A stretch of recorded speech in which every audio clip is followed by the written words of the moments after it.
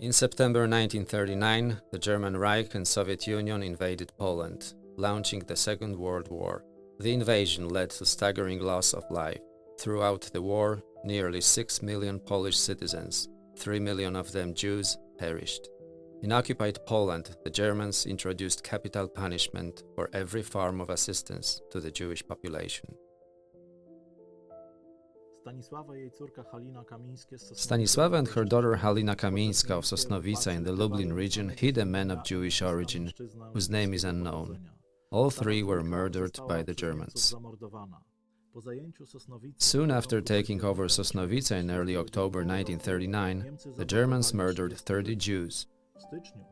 In January 1941, the Germans resettled some Jews from Włodawa and in March a large group from Lublin.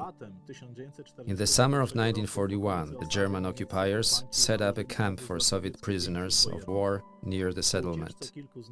After several of them escaped, the local Jews were accused of helping to organize the escape and hiding the prisoners. As a result, the Germans shot 7 Jews. In April 1942, the occupiers took away all Jewish children from Sosnowica and transported them to an unknown destination. In November 1942, all Jews from the town were transferred to ghetto in Włodawa. From there, they were deported to the German extermination camps in Treblinka and Sobibór, together with the last remaining Jews from Włodawa.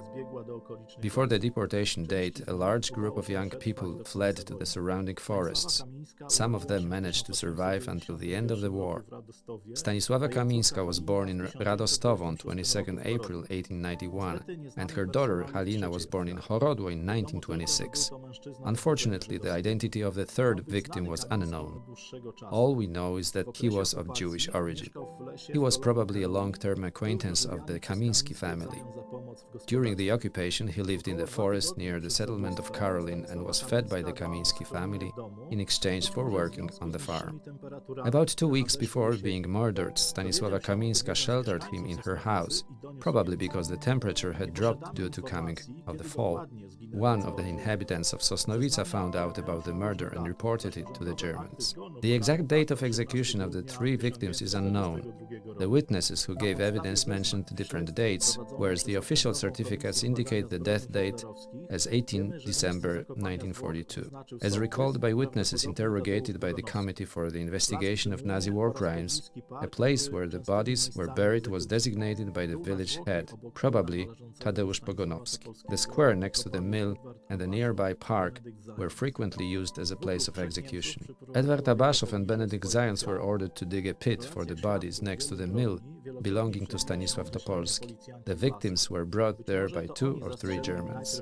In the witness accounts concerning many crimes, there is a recurring reference to the policemen from Lasek. They presumably shot the younger Halina Kamińska first, then Stanisława, and finally the man of Jewish origin, whom the woman had been hiding.